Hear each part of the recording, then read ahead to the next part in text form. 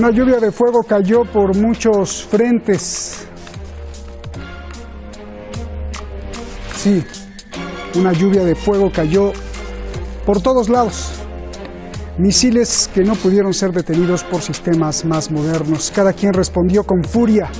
La muerte es el común denominador. Este fin de semana vimos el intercambio más sangriento desde la guerra del 2014. Israel acusa a los palestinos y los palestinos denuncian su derecho a existir. Lo más grave es que hay 2 millones de personas atrapadas en el secuestro más grande del mundo. Lo más grave es que para el 2020 la ONU alerta que la pobreza se comerá la vida ahí, en la Franja de Gaza. Lo más grave es que el mundo no hace nada. Es una de sus más grandes vergüenzas. Soy Roberto de la Madrid y esta noche en Detrás de la Razón, la estrella de la muerte en Tierra Santa. Comenzamos.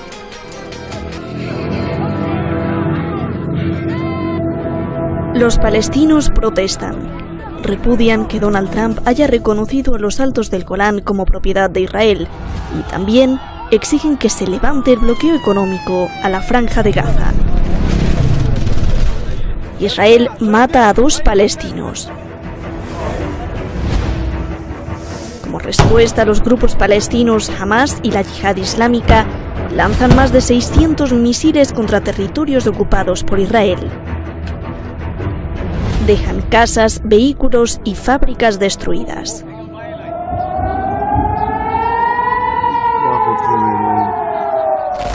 Israel intercepta solo 150, lo que demuestra que el sistema cúpula de hierro no es tan impenetrable.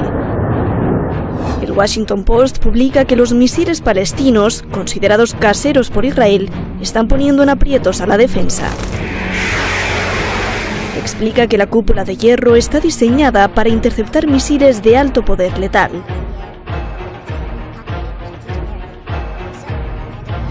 Pero Israel no contaba con una lluvia de fuego de misiles de corto alcance. Los nuevos misiles palestinos permitieron impactar posiciones israelíes que antes no.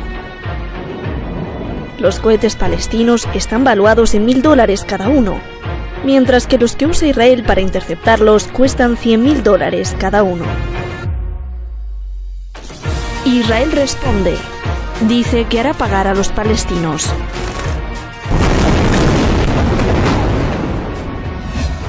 Una bebé de pocos meses muere junto con su tía.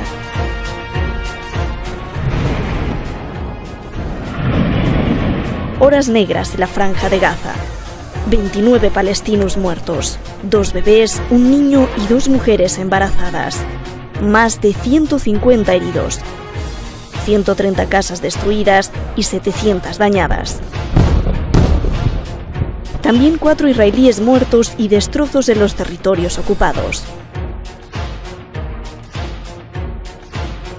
Israel caza y mata a un funcionario de Hamas desde el cielo.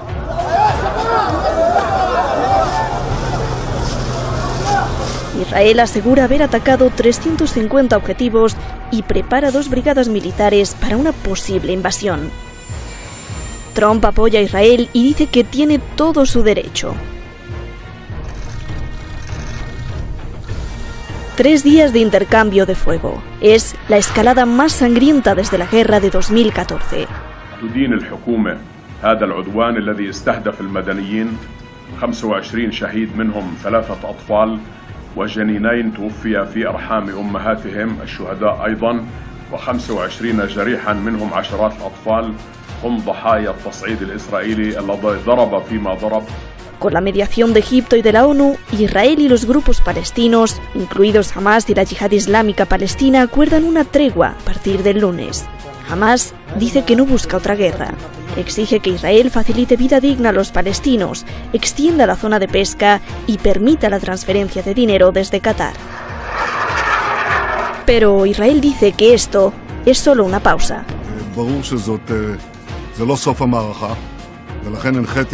להיערך להמשך, והנחיתי גם להשאיר את כוחות השריון והארטילריה סביב רצועת עזה. Hamas responde.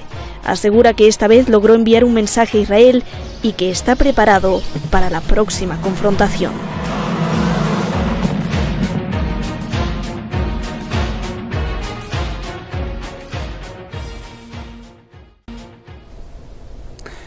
Muchas gracias al equipo detrás de La Razón, muchísimas gracias, como siempre, a usted, sobre todo después del cierre 3 veces de la cuenta de YouTube y de Google, de este programa y de Span TV, que usted ha estado subiendo los programas. Muchas gracias, porque así ya hay por todos lados y YouTube va a estar muy difícil que lo censure. Gracias.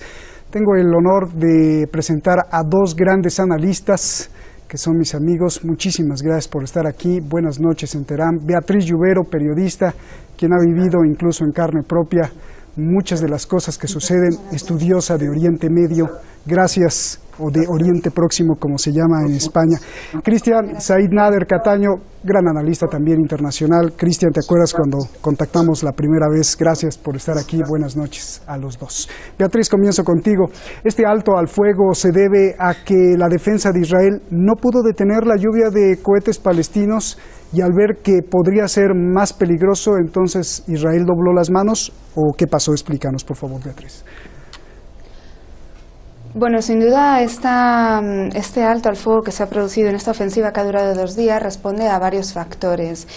Como bien has dicho, Israel, a Israel le pilló de sorpresa que los palestinos respondieran a sus ataques aéreos con tanta contundidad, tan contundentemente, y por otro lado también responde a otros factores, como son, por ejemplo, la celebración de Eurovisión la próxima semana, que tendrá lugar entre el 14 y 18 de mayo, en un momento en el que Israel está intentando dar una sensación de modernidad que vemos obviamente no se va a producir. De hecho, ya hay países como por ejemplo Islandia presentes ya en el territorio y que están condenando la ocupación israelí. Y luego, por otro lado, también responde a la intervención de Egipto, Qatar y Naciones Unidas, y bueno, al inicio de los diálogos que ponen a Israel en una situación bastante compleja, y ya que piden de nuevo que se abstengan a los contratos firmados en 2009, cuando Benjamin Netanyahu, primer ministro israelí, asumió el cargo y se comprometió a abandonar el bloqueo sobre Gaza, entre otros muchos puntos. Por lo tanto, hemos visto que en esta situación que se está produciendo ahora, esta calma tensa que de repente inunda la región, responde, como bien he dicho, a varios factores, pero lo realmente preocupante es qué va a ocurrir cuando en unas semanas Eurovisión llegue a su fin. De hecho, el primer ministro Benjamin Netanyahu ya ha dicho: la campaña requiere paciencia y sangre fría. Y lo preocupante es que estamos ante un escenario similar al del 2014, cuando se produjo la operación Margen Protector y que dejó 2.310 palestinos muertos. Sí, eso te iba a preguntar, fíjate, ¿no? O sea, al escuchar las palabras de Netanyahu, de decir que esto solo es una pausa, parecería ser que lamentablemente la superficialidad y frivolidad de un espectáculo de canciones pueda frenar esto, ¿no? Sería verdaderamente lamentable y claro, vale cientos de millones de dólares en la televisión mundial. Claro, y lo más lamentable de todo es la pasividad con la que los medios de comunicación internacionales y los diferentes gobiernos, la comunidad internacional, está tomando el asunto. Es decir, estamos ante un completo apartheid. Yo creo que hoy en día puede considerarse Gaza como el mayor campo de concentración en el mundo, con 2 millones de personas. Voy a darte algunos datos, Roberto. El 95% del agua que hay en Gaza no es potable. Hay un 50% de desempleo.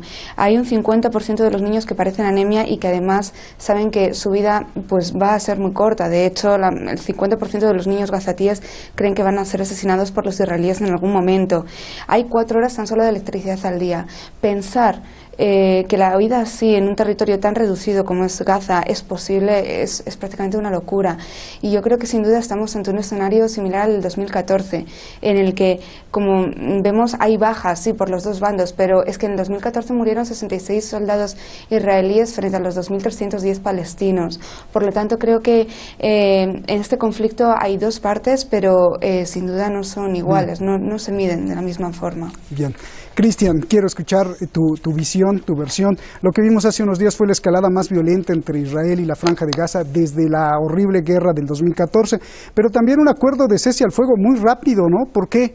Israel se rindió y dijo, está bien, alto al fuego. ¿Qué pasó?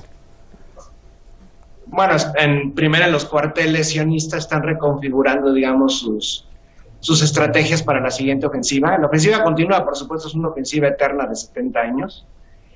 También ver cómo podían paliar mediáticamente esto, ya que es curioso, ningún medio a nivel mundial, incluso más, es increíble esto, más los medios sionistas del propio Israel y los estadounidenses, los sionistas hablan más de lo que realmente ocurrió que los estadounidenses. Por ejemplo, siempre omiten que mataron, por ejemplo, a 2 personas el viernes pasado en las marchas de retorno. En el caso estadounidense, no, en el caso estadounidense dicen que fue una represalia, un ataque de las brigadas Al-Qassam, y modifican constantemente el discurso, ¿no? Pero esta pausa es justamente por este evento musical, espectáculo que va a ocurrir a nivel europeo. No sabemos qué hace Israel a nivel europeo, pero bueno, están ahí. Y por cierto, también justamente por la potencia de los misiles, muchos de ellos caseros, una tecnología muy rústica, pero incluso logró impactar precisamente territorio del ente sionista, territorio palestino ocupado. Es curioso, cuando hicieron la introducción, que un misil de estos cuesta decenas de miles de dólares, los israelíes, y uno de estos misiles palestinos cuesta $1,000 o menos. Entonces estamos viendo cómo, sin tener un ejército regular, nacional, como es el caso palestino, porque si no se lo permiten obviamente, puede defenderse y puede causar serias bajas por parte del enemigo, ¿no? Entonces creo yo que al mismo tiempo que están reconfigurando su ofensiva para atacar próximamente a Gaza, y que es la primera ofensiva después de la elección del criminal de guerra Melikowski, alias Netanyahu, también están reconfigurando su ofensiva mediática. Recordemos que está pronto a salir este llamado Tratado del Siglo, que más o menos ya se han empezado a filtrar ciertas cosas, y vemos, por ejemplo, que le van a llamar Nueva Palestina, ese es el proyecto, que exactamente sería una subordinación totalmente colonial por parte de Israel, y que Palestina busque justamente aceptar esa subordinación. Pero lo más curioso dentro de estas filtraciones es ver cómo, por ejemplo, el presidente Al-Sisi de Egipto ha traicionado totalmente la causa, no voy a decir panárabe, pero por lo menos de hermandad de este discurso público que tienen con el pueblo palestino, ¿no? Es totalmente falso y cínico e hipócrita lo que está pasando. Entonces esta pausa tiene un motivo principal, lo repito, es reconfigurar su estrategia mediática y reconfigurar su estrategia bélica a nivel de campo, ¿no? Porque realmente Palestina lo que pudo hacer en esta contraofensiva, porque esta es una contraofensiva, todo comienza el viernes, es lo que omiten, y a partir del sábado, con la represalia justamente palestina, pueden causar muchas bajas, ¿no? Entonces Israel no se lo espera nunca. Lo mismo ocurrió con la guerra del Líbano en la década pasada. Justamente Hezbollah logró ganar esa guerra. Oye, entonces, Cristian, pero Israel dice que su cúpula de hierro, esta famosa cúpula de hierro, está diseñada para misiles más poderosos, porque pues los hechos caseramente pues no los puede detener. ¿Por qué? Mira, creo que la mejor analogía podría ser, digamos, tenemos un gran halcón, no sé, alguna ave gigantesca, un cóndor andino, y ese cóndor andino está buscando presas, digamos, más pequeñas, pero no tan pequeñas como una abeja. Entonces, los palestinos lo que hacen precisamente es eso, lanzar cientos de miles de pequeños misiles que no pueden ser detectados por el sistema de cúpula de hierro, y estos grandes misiles incluso no pueden atacar tantos pequeños proyectiles que son lanzados desde Gaza. Entonces, es lo que el presupuesto bélico estadounidense sionista no está esperando, que no está listo para una guerra de guerrillas. Oye. Por eso cuando hay un desembarco de tropas mandan tropas a Israel, siempre van, digamos, en las noches, un número pequeño, porque realmente no están preparados para una guerra a gran escala. Pero, Cristian, si la franja de Gaza está sitiada y está en un secuestro permanente, donde no les dejan pasar alimentos, medicinas, combustibles, ¿cómo es posible que tengan cada vez mejores misiles o más misiles? Porque el ingenio humano no termina, y más cuando estás en resistencia por alguien que quiere exterminarte por completo. Recordemos solo una cosa, la resolución 3743, si no me equivoco, de Naciones Unidas, creo que es a principios de los 80, en el 82, dice que cualquier país bajo el ataque de una potencia colonial tiene la obligación moral de responder ese ataque, y no hay sin ninguna pena por parte de una organización internacional. Entonces Palestina está haciendo lo propio para justamente sobrevivir. Bien, a ver, Beatriz, querías decir algo antes de que te pregunte cosas.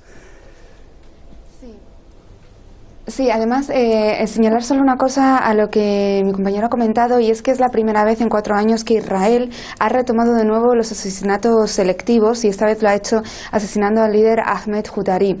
Además, Israel está intentando llevar a cabo una estrategia digamos, de intentar desmembrar la cúpula de Hamás, que es una estrategia, por otro lado, absurda, porque es que no va a poder acabar en ningún momento, aunque lo consiguiera, con un movimiento miliciano, con un movimiento ideológico. Ya se intentó en 1992, cuando el líder de Hezbollah, Abbas Mousavi, fue asesinado, y hoy en día tenemos a un Hezbollah más potente que nunca, más fuerte que nunca, liderado por Hassan Nasrallah.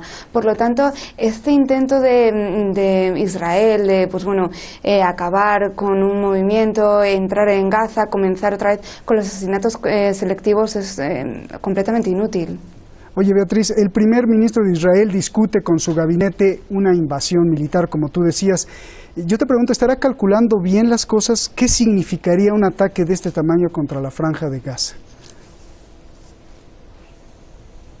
Bueno, un ataque de este tamaño contra la Franja de Gaza supondría volver al escenario otra vez de 2014. Creo que es algo totalmente negativo para el gobierno israelí, aunque ya hay datos. De hecho, el ejército está preparando una ofensiva terrestre con 3 unidades de infantería, 2 de ellas ya están sobre el terreno, un teniente coronel del ejército israelí ya ha declarado a los medios, y por lo tanto este escenario supondría el peor, tanto para los gazatíes como para el gobierno de Israel. Este conflicto es un conflicto que dura en el tiempo, es un conflicto de desgaste, y no hay que olvidar que la opinión pública ya está bastante cansada, a pesar de que los medios de comunicación, los gobiernos en general apoyan al gobierno de Israel. Pero sin duda, acabar o intentar acabar con un movimiento mediante la violencia no es la mejor solución. La única solución factible a día de hoy para Gaza es levantar el bloqueo. Es la única solución que podría asegurar un mantenimiento de la paz o de la estabilidad, por lo menos, y el inicio de unas negociaciones que sean factibles. Y, de hecho, este paso a la tregua en esta última ocasión de la ofensiva que ha durado 2 días ha sido, por cierto, por parte de los palestinos, no ha sido ni siquiera por el gobierno israelí. Por lo que vemos que hay voluntad por una de las partes, pero parece que por la otra no, y parece que la parte israelí no está calculando realmente el efecto que esto puede tener para su propio gobierno. Bien. Cristian, la ONU alerta que para el próximo año, para el 2020, habrá tanta pobreza y tanta escasez de todo que la vida en la Franja de Gaza será imposible. Pero también estudiando las imágenes en el asesinato selectivo que hizo Israel disparando desde el cielo a un funcionario palestino que iba manejando en su coche, yo vi un coche casi de lujo, último modelo. Pregunta, ¿qué tan deteriorada está en realidad la situación en Gaza? Bueno, hay un sector importante de la clase, digamos, dominante, gazatí, y también en Cisjordania, pero en un nivel mucho menor, que recibe ayuda directa, digamos, de ciertas potencias que en este momento podrían incluso declararse enemigas de la propia Palestina, ¿no?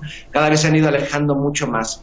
Hay subvenciones por parte de varios estados al pueblo palestino. Israel las ha frenado, por supuesto. Tenemos el caso catarí, que es el más emblemático. Sin embargo, sigue entrando dinero, generalmente, ni siquiera dinero vía un banco, sino casi en especie, casi dándolo. Esto entra vía Egipto, ¿no? Entonces ciertos partidos, la cúpula del partido de Hamas, un sector de ella, no toda, tiene todavía influjo por parte de los saudíes.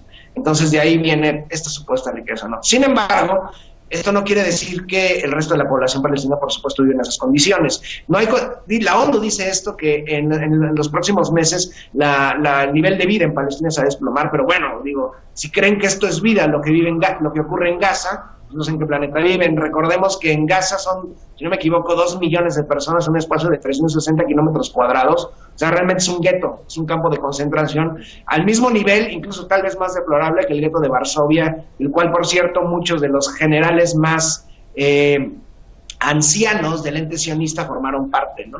Entonces, hablando justamente de eso, creo que es curioso ver cómo las potencias árabes, muy hipócritas y totalmente desfachatez, están permitiendo que el nivel de vida de Gaza se desplome y las agresiones por parte del ente sionista sigan, traicionando la lucha en Gaza, justamente vinculándose al ente sionista, llámese los petroemiratos del Golfo o la petromonarquía saudí, ¿no? Entonces vemos en los dos extremos, tanto en Levante como el sur de la península arábiga, vemos una agresión por parte de 2 de las potencias más ricas de la región, y el caso de, por ejemplo, Arabia Saudí del Orbe, contra los países más pobres, ¿no? Yemen, el país más pobre del Orbe, siendo destruido por parte de los saud, y el caso palestino siendo destruido por el ente sionista, con total silencio por parte del gobierno de Egipto, con total silencio por parte de los emires del Golfo y por supuesto de Mohammed bin Salman. Entonces, es un escenario funesto, sin embargo, lo vuelvo a lo mismo, el pueblo gazatí sigue resistiendo. Bien. Beatriz, te hago esta pregunta que se me hace muy curiosa. A ver, una de las exigencias de Hamás es que Netanyahu no dejó que Qatar transfiriera 20 millones de dólares a la Franja de Gaza, porque de hecho parecería ser que los usó Netanyahu porque les prometió todo antes de las elecciones, ganó y después se olvidó, ¿no? Y ahora Qatar, pero no va por ahí la pregunta, y ahora Qatar anuncia que enviará más dinero, 480 millones de dólares más hacia la Franja de Gaza. Yo te pregunto, ¿por qué Qatar está tan interesado en enviar dinero a los palestinos? Bueno, como sabemos, Qatar es un estado que está enfrentado ahora mismo a Arabia Saudí, ¿no? Entonces, de alguna forma... Sí, Arabia Saudí. Entonces, de alguna forma, pues bueno, tiene una causa en Palestina. Arabia Saudí, hace un año, si no me equivoco, el príncipe Mohammed bin Salman fue el primer estado árabe en mostrar su apoyo y solidaridad al pueblo israelí. Bueno, sugerir que los palestinos tenían que abandonar la idea de un estado, ¿no? Fue algo realmente sorprendente para todo el mundo árabe.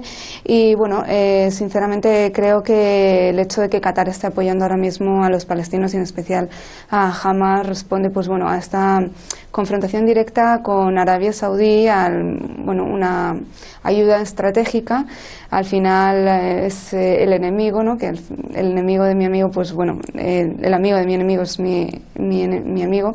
Y bueno, sin duda creo que al igual que Turquía, que también apoya a los palestinos, son movimientos estratégicos que se realizan en la zona. ¿Quién impide la paz, Beatriz? Y que, bueno, da la sensación de que en algunos momentos se olvida un poco, pues bueno, que no es una cuestión únicamente de estados, de poderes fácticos, de grupos, de organismos. Hay muchísimos civiles que están dentro de Gaza, que están sufriendo. Hay muchos civiles que no apoyan a ningún bando, simplemente quieren únicamente vivir y no pueden vivir en Gaza. Entonces, bueno, creo que eso es lo que deberíamos de poner realmente en relevancia y en el foco, ¿no?, de los medios de comunicación, que estamos ante el mayor campo de concentración del mundo y nadie está haciendo nada. Bien. Cristian, la última pregunta. ¿Quién impide la paz para ti? Y si existe la posibilidad de alguna rama secreta de Israel que le deje tener armas a los gazatíes para que siempre estén en violencia. Esa es una. Y la dos, en un mes, no sé por qué, si es estrategia o no, después de Ramadán, el mes sagrado de los musulmanes, Donald Trump anunciará el llamado acuerdo de paz del siglo diseñado por su gran cuñado judío Jared Kushner. ¿Qué se espera? Por favor. Solo una cosa rapidísimo, hablando de Turquía, lo mencionaron, justamente se puede ver la conflagración y el cisma entre Qatar y Turquía por la hermandad musulmana y el wahabismo con Arabia Saudí, ¿no? Por eso justamente Israel va directo contra Anadolu, sabían perfectamente dónde estaba la agencia de prensa. Pero bueno, concretamente, quien fomenta la guerra es precisamente Estados Unidos, y justamente es en Ramadán porque justamente Trump se quiere ver como un nuevo, guardando las distancias y más que porque estás en Irán, como un nuevo Ciro el Grande, se quiere ver como el pacificador de lo que está ocurriendo en Levante y concretamente en Palestina, ¿no? Por supuesto es una estrategia publicitaria totalmente hipócrita y totalmente nociva para los intereses palestinos. Todo está justamente construido para satisfacer por completo al ente sionista y para afianzar su expansionismo en la zona, ¿no? Entonces, yo creo que en este momento, creo que el pueblo palestino, más allá de esa pobreza extrema en la que se vive en Gaza, creo que tienen el derecho a defenderse con lo que sea necesario y por donde entre las armas y donde sea posible. Sean piedras, sean misiles, sea cualquier tipo de cosas. No estamos hablando de una guerra simétrica, estamos hablando de una guerra de defensa por la supervivencia del pueblo palestino. Entonces creo que lancen misiles, que lancen piedras, que hagan lo que sea necesario, porque el mundo no va a ir a ayudarles. No se permite la ayuda multinacional, ni siquiera en cuestiones armadas, en cuestiones alimentarias, en cuestiones de salud. No se puede. El pueblo de Gaza está solo y está aislado. Es, digamos, una isla en medio de un país que los ha traicionado, Egipto, y un ente sionista que los quiere destruir. Nadie los ayuda, ni Estados Unidos, ni Francia, ni Rusia, ni China, ni nadie. Gracias, Cristian. Gracias, Beatriz. Gracias. Un saludo grande a los dos. Buenas noches. Sí, ¿querías decir algo, Beatriz? Rapidísimo. Beatriz. ¿Querías decir algo? Sí. No, ya no. Gracias. Bueno, yo cierro con esto. Mire, nada es coincidencia, nada, en la política. Entre menos sepa el pueblo, pues es mejor. Más campo de acción hay para los poderosos. La escalada de violencia en la Franja de Gaza que vimos, la amenaza de Israel, el portaaviones nuclear de Estados Unidos que se dirige aquí hacia Irán, las sanciones estadounidenses, todo es un rompecabezas gigantesco donde se inventa y se reinventa el mundo mismo.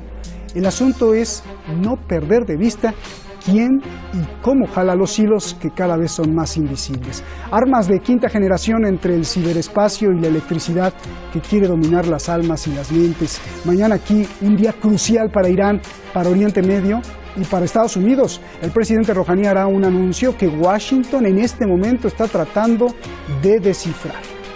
Mañana nos vemos.